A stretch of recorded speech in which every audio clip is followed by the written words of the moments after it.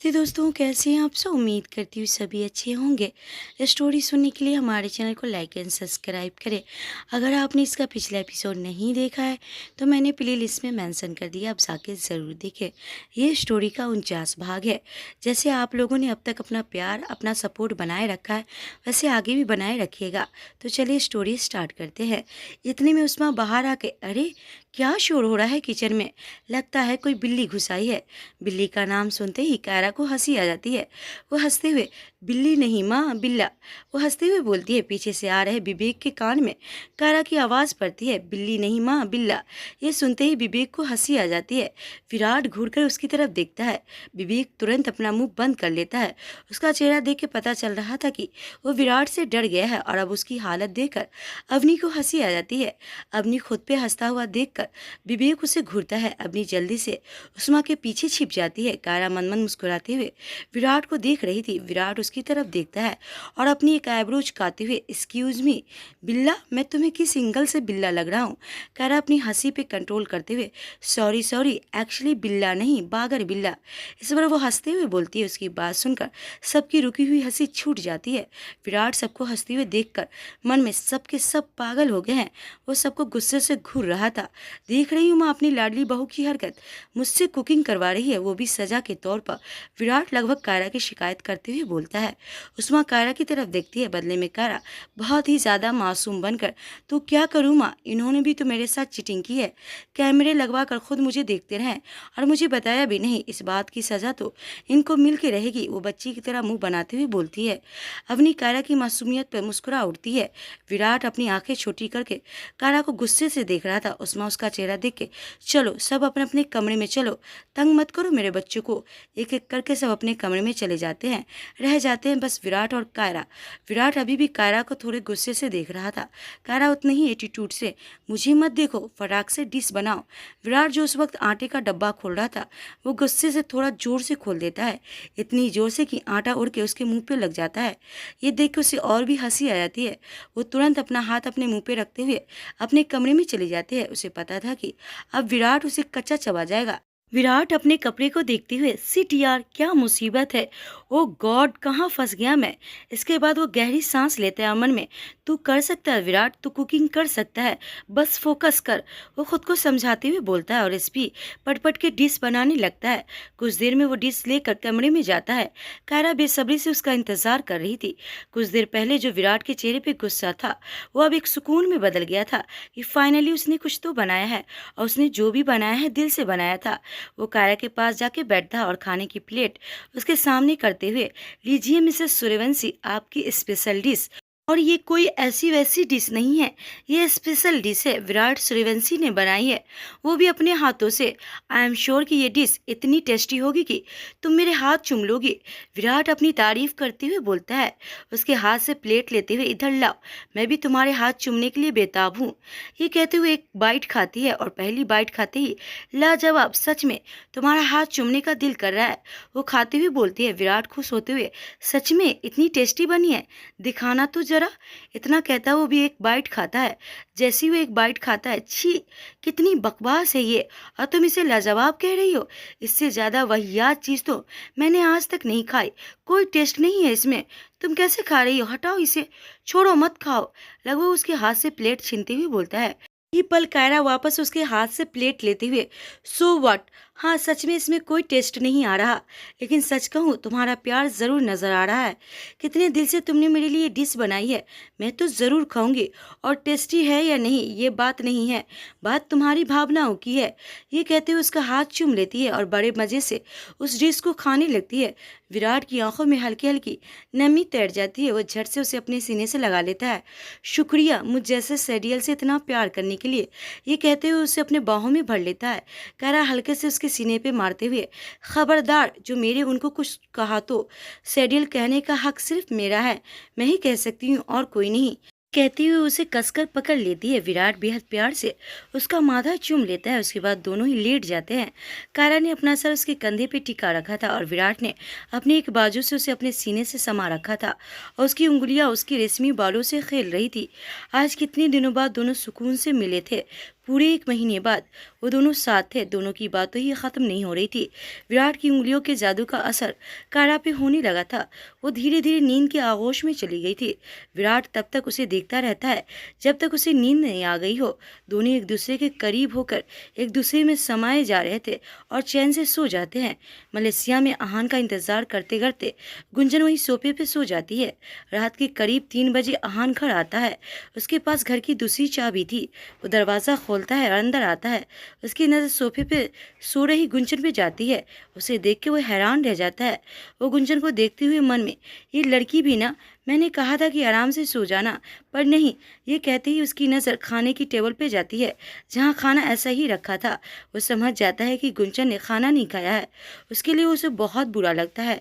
Office का bag एक तरफ रखता है और अपनी टाई खोलकर सोफे पे फेंक देता है। इसके बाद वो धीरे से गुंजन को अपनी बाहों में उठाता है और बेडरूम की तरफ बढ़ जाता है। गुंजन गहरी नींद में थी। वो गहरी नींद में उसके सीने से लग जाती है। ये देख के अहान के होठों पे मुस्कुराहट आ जाती है। उसे आराम से बिस्तर पे लिटा देता है, फिर उसके कपड़े चेंज करता है और खुद भी चेंज करके उसको टाई ठाक करके सो जाता है। जहाँ सब लोग चैन से सो रहे थे वहीं कोई था जिसका सुख, चैन, भूख, प्यास, रातों की नींद सब गायब हुई पड़ी थी। कहीं भी चैन नहीं मिल रहा था उसको। कायरा का यूं अचानक उसके सामने आ जाना और उसको पूरी तरह से बर्बाद करके रख देना, ऊपर से विराट की बातें अंदर ही अंदर उसे तोड़ रही थी। भूपेंद्र अपने कमरे में अपनी आरामदायक कुर्सी पर अपनी आंखें बंद किए बैठा था। विराट का चेहरा और उसकी बातें उसके जहन में घूम रही थी। पैसे चाहिए ना आपको? मैं आपको पैसा देता हूँ, जितना आप चाहेंगे उससे कहीं ज्यादा मैं आपको पैसे देता हूँ, पर बदले में आपसे सारे रिश्ते ले लूंगा। उसके कहे शब्द किसी तीर की तरह उसके दिल में चुभ रहे थे और यही किया विराट ने। जरूरत से ज्यादा पैसे देकर उसकी कंपनी को टेक ओवर कर लिया था। अब भूपेंद्र के पास पैसे तो बहुत थे लेकिन रिश्ता कोई भी नहीं बचा था। यहाँ तक कि उसके घर में खाना बनाने के लिए भी कोई तैयार नहीं था। पूरा घर किसी खंडर की तरह लग रहा था। जिस घर में कभी खुशियां ही खुशियां थी वो घर अब किसी शमशान में बदल गया था। धीरे धीरे से यह एहसास होने लगता है कि उसने अपने घर में आई खुशियों को खुद ही लात मारकर भगा दिया है। पर अब वो कर भी क्या सकता था? आंखें बंद किए वो यही सब सोच रहा था कि शायद उसकी आंखों में जरा सी नींद आ जाए, पर नींद तो कोसों दूर थी उसकी आंखों से। जहां इंडिया में सुबह होने में अभी वक्त था वहीं मलेशिया में सुबह हो गई थी। घड़ी के अलार्म से गुंजन की आंखें खुलती है। वो अपनी आंखें खोलते ही खुद को अहान की बाहों में पाती है। उसे याद आता है कि वो तो सोफे पे सो गई थी। इसका मतलब अहान मुझे यहाँ लेकर आया है। वो मन में बोलती है। ठीक उसी वक्त अहान की भी आंखें खुलती है। दोनों की नजरें मिलती है। गुंजन बेरुखी से उसकी तरफ से करवट ले लेती है। साफ पता चल रहा था कि वो नाराज है। नाराज होना भी चाहिए, जाहिर सी बात है। अहान उसे बिल्कुल भी टाइम नहीं दे रहा था। उसका गुस्सा देख के अहान मन ही मन हंस पड़ता है। वो पीछे से उसे बाहों में भरते हुए, क्या बात है, मेरी गुंजन को गुस्सा भी आता है? ये बात तो मुझे आज ही पता चली है। गुंजन उसका हाथ छटकते हुए, कोई जरूरत नहीं है ज्यादा लाड़ प्यार जताने की। जाओ तुम्हारे ऑफिस का समय हो रहा है, अपनी मीटिंग करो तुम। वो बहुत गुस्से से बेरुखी से बोल रही थी। अहान वापस उसको अपने बाहों में भरते हुए, ओहो, इतना गुस्सा, इतनी नाराजगी, इतना गुस्सा करोगी तो बेचारा मैं तो डर ही जाऊंगा ना। वो उसके गाल को चूमते हुए बोलता है। गुंजन वापस उसे पीछे धकेलते हुए, स्टॉप इट अहान, तुम्हें क्या लगता है मैं बच्ची हूँ जो तुम्हारी इन हरकतों से मान जाऊंगी? पहले वादा करो, बाद में उसे पूरा भी नहीं करते हो। फिर मैं नाराज होती हूँ तो चिकनी चुपड़ी बातों करके मुझे मनाने आ जाते हो। गुंजन के दिल में जो आ रहा था बस वो बोले जा रही थी। उसको बहुत गुस्सा आ रहा था अहान पर। अहान उसका ये रूप देखकर हैरान रह गया था। अच्छा बाबा, कान पकड़ के माफ़ी मांगता हूँ, सॉरी। आज कोई ऑफिस नहीं, कोई मीटिंग नहीं, आज का सारा दिन तुम्हारा, बस तुम और मैं। ये कहता हुआ उसे अपने सीने से सटा लेता है। गुंजन अपनी नाराजगी भरी नजर से ऊपर करके उसे देखती है। फिर से वादा कर रहे हो तोड़ने के लिए? अहान उसके गाल खींचते हुए, अरे बाबा छोड़ो तुम्हें समझाना ही बेकार है। ये कहता हुआ उसे अपने गोद में उठा लेता है और वॉशरूम में लेकर चला जाता है। अगली पल दोनों शावर के नीचे भीग रहे थे। गुंजन कुछ कहने के लिए अपने होठ हिलाती है, पर उससे पहले ही अहान अपने होठ उसके होठों पे रख के उसकी आवाज़ बंद कर देता है और उसे डीप किस करने लगता है। गुंजन की आंखें खुद ब खुद बंद हो जाती है और उसके हाथ उसकी पीठ पे कस जाती है। कुछ देर बाद वो दोनों रेडी हो गए थे और बाहर जाने के लिए तैयार थे। हान आज गुंजन के साथ पूरे दिन बाहर घूमने वाला था। गुंजन ने बेबी पिंक कलर की एक ड्रेस पहनी थी, बालों को खोलकर कंधे पे एक साइड किया हुआ था। एक हाथ में उसका ब्रांडेड पर्स, दूसरा हाथ अहान के हाथों में हल्का मेकअप। बहुत ही अच्छी लग रही थी वो। सबसे ज्यादा खुशी इस बात की थी कि अहान उसकी फीलिंग को समझ रहा है। वो आज पूरे दिन उसके साथ रहने वाला है। उसकी ये खुशी छिपाई नहीं छिप रही थी। उसे खुश देखकर अहान भी बहुत खुश था। उसे गाड़ी में बैठाता है और फिर खुद जाकर ड्राइविंग सीट पर बैठकर गाड़ी स्टार्ट करके वहां से निकल जाता है। हमें सुबह हो गई थी। कायरा आराम से विराट के बाहों में सो रही थी। उसका बिल्कुल मन नहीं कर रहा था उठने का। वो खुद भी नहीं उठ रही थी, ना विराट को उठने दे रही थी। विराट उसे 2-3 बार उठा चुका था, पर मजाल है जो उसकी बात सुन ले। विराट फिर से उसे उठाता है। क्या है विराट, तुम्हें सुबह सुबह चैन नहीं है? सो जाओ आराम से और मुझे भी सोने दो। ये कहते हुए उसे और भी कसकर पकड़ लेती है। हद करती हो यार तुम। तुम्हें सोना है तो तुम सो जाओ ना, पर मुझे तो उठने दो, मुझे ऑफिस जाने के लिए देर हो जाएगी। ये सुनते ही कायरा अपनी आंखें खोलती है और विराट को घूरते हुए, जब तुम्हें पता है कि मैं तुम्हारे बिना नहीं सो पाऊंगी, इसलिए ना तुम इतना भाव खा रहे हो, है ना? ज्यादा नखरे नहीं कर रहे हो आजकल तुम। वो मुंह बनाते हुए बोलती है। ये कह के वो अपने पेट पर अपना हाथ रखते हुए, एक बार मेरे बेबी को आने दो, उसके बाद तो मैं तुम्हें पूछूंगी भी नहीं। हूँ, सेडियल कहीं के। उसकी बात सुनकर विराट का मुंह खुला रह जाता है। वो मन में, वाह क्या आइटम बीबी मिली है मुझे। हे भगवान, मेरा बीबी मुझ पे ही जाए, ना कि अपनी आइटम बीबी पे। वो मन ही मन भगवान से प्रार्थना कर रहा था। कायरा अभी भी मुंह फुलाकर उसकी तरफ पीट करके लेटी हुई थी। विराट उसकी हरकतों पर मन ही मन मुस्कुरा उठता है। अगली ही पल वो उसे बाहों में भरते हुए, ठीक है मिसेस विराट सूर्यवंशी, अगर आप यही चाहते कि हम सारा दिन आपको बाहों में भरकर यूं ही आराम करते रहें तो ठीक है, मुझे कोई प्रॉब्लम नहीं है, पर एक शर्त है। कायरा अपनी एक आईब्रो झुकाते हुए उसकी तरफ देखती है, जैसे पूछ रही हो कि क्या? बाहर से चाहे माँ बुलाए या पापा बुलाए या कोई भी बुलाए, आप उठकर बाहर नहीं जाएंगी? वो मन मन मुस्कुराते हुए बोलता है। कायरा समझ रही थी कि विराट ऐसा क्यों कह रहा है। आखिर ऐसा तो हो ही नहीं सकता कि वो सारा दिन कमरे में ही रहे और किसी के बुलाने पर बाहर न जाए। अगली पल उसके पेट पे कोहनी मारते हुए, शैतानी दिमाग कहीं के, दूर हटो तुम। इतना कह के वो उठती है और अपने खुले बाल को बांधते हुए वॉशरूम में चली जाती है। विराट आराम से बिस्तर पे पैर फैलाते हुए, तुम्हें ठीक करने के थोड़े बहुत आइडिया तो मुझे भी आने लगे हैं, मेरी आइटम बीबी। इसके बाद उसे याद आता है कि उसे भूपेंद्र की कंपनी भी देखनी है और अपनी पर्सनल कंपनी भी। अब वो कायरा को यहाँ तक तो ले आया था, लेकिन वो बिल्कुल नहीं चाहता था कि अब कायरा आराम से घर बैठ जाए। वो चाहता था कि कायरा बिजनेस की ऊंचाई पे जाए, पूरी तरह से खुद पे निर्भर रहे। ये सोचते हुए किसी को फ़ोन मिलाता है और कुछ बात करने लगता है, लेकिन अभी कायरा प्रेग्नेंट है, वो ऑफिस का इतना काम नहीं कर सकती।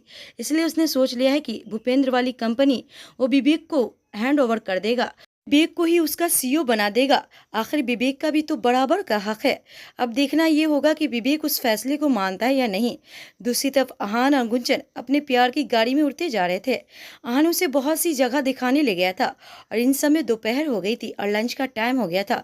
कुछ ही देर में वो एक शानदार होटल के बाहर अपनी गाड़ी रोकता है। वो दोनों एक दूसरे के बाहों में बाहर डालकर अंदर जाते हैं। भीड़ नहीं थी, अहान ने टेबल पहले ही बुक कर रखा था। वो दोनों अपनी टेबल पर जाके बैठ जाते हैं। उन सबसे कुछ ही दूरी पर टेबल पर अहान के बिजनेस पार्टनर बैठे थे, जो कि आज लंच के लिए वहां आ गए थे। इस बात का पता अहान को बिल्कुल नहीं था। उसमें से एक की नजर अहान पे पड़ती है और गुंजन पर भी। आई थिंक ये अहान है, वो उसे इशारा करते हुए बोलता है। उसका दूसरा दोस्त उसकी तरफ देखते हुए, हाँ ये वही है, बोल रहा था कि कुछ काम है तो ऑफिस नहीं आएगा आज, मैं अभी आया, वहां से उठते हुए बोलता है और अहान के पास जाने लगता है। उसके दूसरे दोस्त उसे रोकते भी हैं, पर वो नहीं रुकता।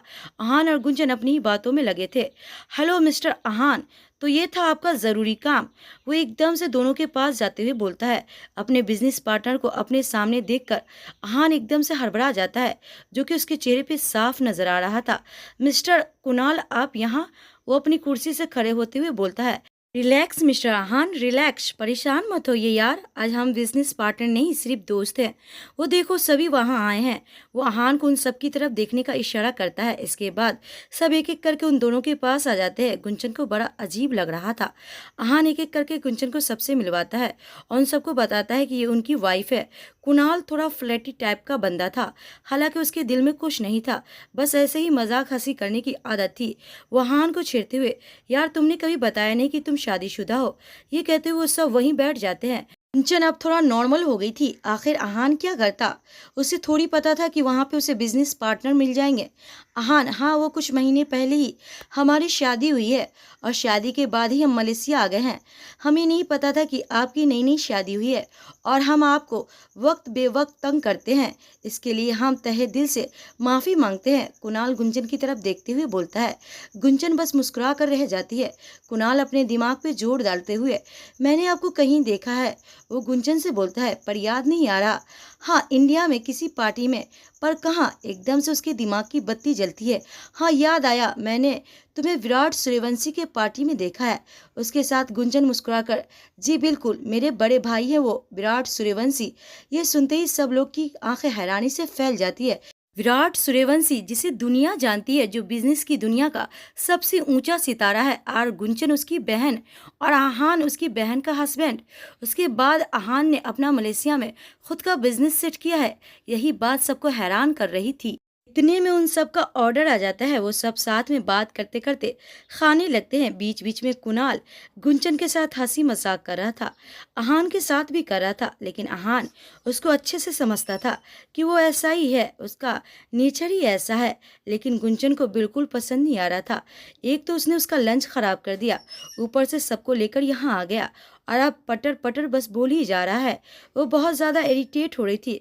गुंजन, उसमें से एक था रोहन, जिसे आहान बिल्कुल पसंद नहीं आ रहा था। वो आहान से बहुत ज़्यादा जलता था, क्योंकि वो भी आहान की तरह खुद के दम पे कुछ करना चाहता था। लेकिन बार बार उसकी प्रेजेंटेशन, उसके आइडिया में कोई ना कोई कमी रह जाती थी, पर इस बात को वो मानता ही नहीं था। उसे अपने ऊपर बहुत ओवर कॉन्फिडेंस था कि उससे कोई गलती हो ही नहीं सकती। वहीं आहान दिल से मेहनत कर रहा था, दिल से काम कर रहा था, और उसके आइडिया, उसके प्रेजेंटेशन सबको पसंद भी आए थे। इसलिए रोहन को उसका पीछा छोड़कर आहान आगे बढ़ गया था। अब ये बात उसको पता चल गई कि आहान की वाइफ विराट की बहन है। उसके दिमाग में एक गलतफहमी ने जन्म ले लिया था। खैर, सब अपना लंच ख़त्म करते हैं, वहाँ से उठते हुए, सॉरी आहान, सॉरी गुंजन जी, आप लोगों का लंच हमने ख़राब कर दिया, पर क्या करें, हम हैं ही ऐसे। दोनों कैरी ऑन करो, अब हम चलते हैं। इतना कह के कुणाल और उसके साथी बाकी सब भी चले जाते हैं। उसके जाते ही गुंजन राहत की सांस लेते हुए, उफ, कितना बोलता है ये। आहान हंसते हुए, हाँ, शुरू शुरू में मुझे भी यही लगता था, पर फिर पता चला कि वो ऐसा ही है, उसके दिल में कुछ नहीं है। चलो उसे छोड़ो, आइसक्रीम मंगवाते हैं। कौन सा फ्लेवर खाओगी? इसके बाद वो दोनों आइसक्रीम खाने लगते हैं। इंडिया में सब लोग नाश्ते के लिए आ गए थे। अवनी और कायरा दोनों मिलकर सबको नाश्ते परोस रहे थे। नाश्ता परोसने के बाद वो दोनों भी नाश्ते करने के लिए बैठ जाती है। एंजल वही पास में अपने खिलौने से खेल रही थी और सबको देखे जा रही थी। सबके साथ वो बहुत खुश हो गई थी, सबके साथ सहज महसूस करने लगी थी। नाश्ता करते वक्त विराट सबको बताता है कि वो भूपेंद्र की कंपनी को टेक ओवर कर चुका है। अब वो कंपनी को विवेक को देना चाहता है। ये सुनते ही विवेक को एक झटका लगता है। वो हैरानी से विराट की तरफ देखता है। जहाँ उसकी बात सुनकर सब खुश थे, वहीं विवेक एकदम से, नहीं भाई, मुझे कोई कंपनी नहीं चाहिए, और नहीं मैं यहाँ कोई कंपनी या जायदाद लेने आया था। मैं तो बस यहाँ कायरा से माफ़ी मांगने आया था, बस वही चाहिए मुझे, इसके अलावा और कुछ नहीं। ये सुनते ही कायरा के खाते खाते हाथ रुक जाते हैं, पर विवेक की तरफ नहीं देखती और अपना खाना खाने लगती है। एक पल के लिए वहाँ बिल्कुल खामोशी छा जाती है, जिसे विराट अपनी बोली से तोड़ता है। वो विवेक, तुम्हारी और कायरा की जो भी बातें हैं, उसे तुम दोनों अपने तक ही रखो। उसे कंपनी से कोई लेना देना नहीं है। विवेक, मैंने ये कभी नहीं चाहा कि तुम अपने हक से या अपने जायदाद से दूर रहो या वंचित रहो। तुम काफ़ी हद तक जिम्मेदार बन चुके हो। थोड़े से और बन जाओ, ताकि हम सबको तसल्ली हो जाए कि तुम दुनिया के किसी भी कोने में रहो, पर कामयाब तो रहोगे। और वैसे भी मैं तुमसे पूछ नहीं रहा, तुम्हें बता रहा हूँ कि तुम्हें मैं कंपनी का सीईओ बनाना चाहता हूँ, और ये मेरा फाइनल डिसीजन है। विवेक एकदम से, अगर ऐसी बात है तो मुझे वो कंपनी नहीं चाहिए। उस कंपनी में आपकी दिन रात की मेहनत लगी है। दिन रात मेहनत करके आपने उस कंपनी को भाई यहाँ तक पहुँचाया है, और आप एक पल में अपनी सारी मेहनत मुझे दे रहे हैं। नहीं भाई, अगर मुझे अपनी कंपनी देनी है तो नई कंपनी दीजिए, ताकि मेहनत करके उसे मैं आपकी ऊंचाई तक पहुँचा लाऊँ। विवेक की समझदारी बातें सुनकर सबके चेहरे पे खुशी से खिल जाते हैं। सबको समझ में आता है कि विवेक पूरी तरह से बदल चुका है, और कहीं ना कहीं कायरा को भी धीरे धीरे वक्त गुजरता है। देखते देखते 3 महीने गुजर जाते हैं। 3 महीने बाद दोस्तों क्या होता है, हम देखेंगे नेक्स्ट पार्ट में। तब तक के लिए नमस्ते।